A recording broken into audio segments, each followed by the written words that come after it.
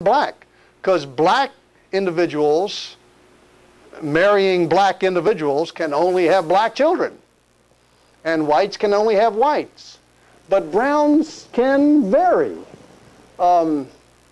Whites are rather genetically deficient in that sense.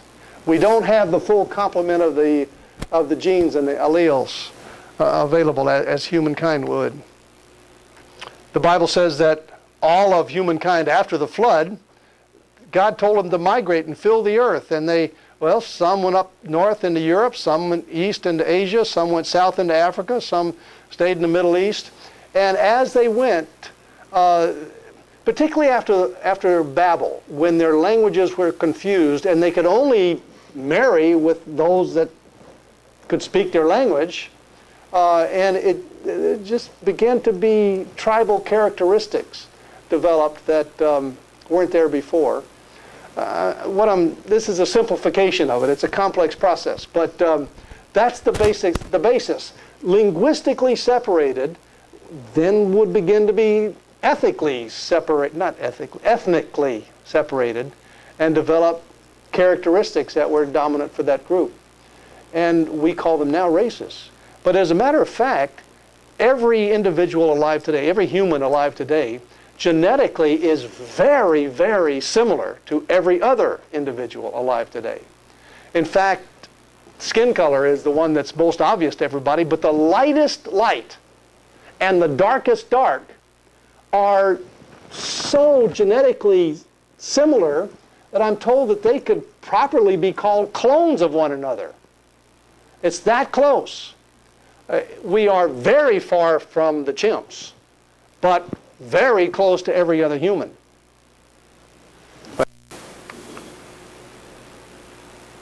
All language and ethnic groups came from the rebellion at Babel. All are genetic equals. All are equal in God's sight. All are sinners. Christ died for sinners from all nations. Well, let's go on. Evolution and current events. That's not a current event. Oh, there's a current event. This is one that is a politician's stand on abortion must be declared.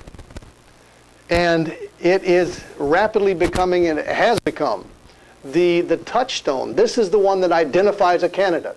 You're either pro-life or pro-choice, so they say. The media is all pro-choice. Well, they're not really pro-choice, they're pro-death. But, it's just become that important an issue. But did you know that abortion goes right back to an evolutionary perspective? I'll come back to these. Those are other issues. Abortion, there we go. That same guy, Ernst Haeckel, in the 1800s, he began to study embryos of both humans and of animals, and he began to compare the embryos and began to teach and present drawings like this that showed the human embryo similarity to other animals. And he developed his own theory of evolution based on how similar we are to the different fetuses. Well, it's called embryonic recapitulation, where the embryo remembers its evolutionary history. We came from the pigs, and we're a lot like a pig embryo when we're an embryo. That's how it was working. And fish, and on down, and the apes, and actually we now know that the embryos of the various animals, and particularly of humans, is very different from his drawings. In fact, his colleagues there at the university began to challenge these drawings and actually call him up for discipline, an academic discipline. These are lies. This is a lie, but it's in the textbook used downtown today. This lie is still used because it's so effective at promoting evolution.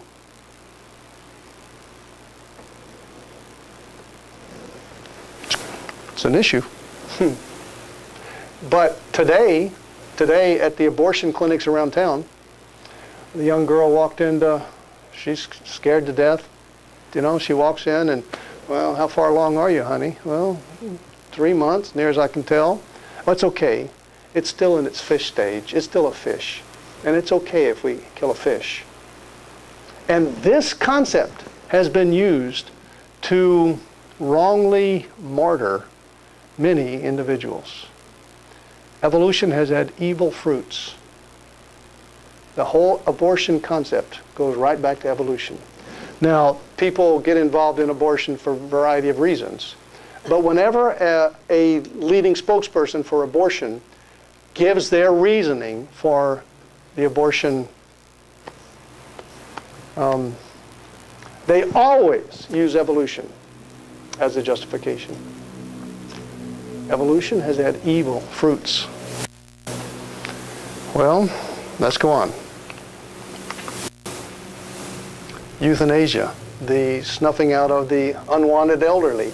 They talk about, did you know that certain animal groups, when an individual grows too old to be of use to the group will just abandon them and sometimes actually overtly kill them.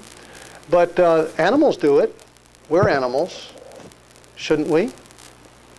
This is the thinking of an evolutionary thinking. Study an animal group and observe what they do. Recognize that we are animals. We evolved from them. That activity got us where we are.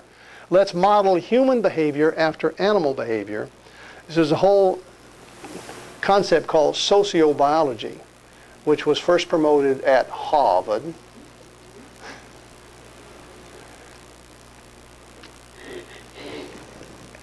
Animal behavior is the basis for human behavior. Or infanticide. The scientific literature has, over the years, had numerous articles promoting infanticide. It's not allowed in this country, although it is in some countries, particularly in Europe, in which infanticide is the killing of unwanted children.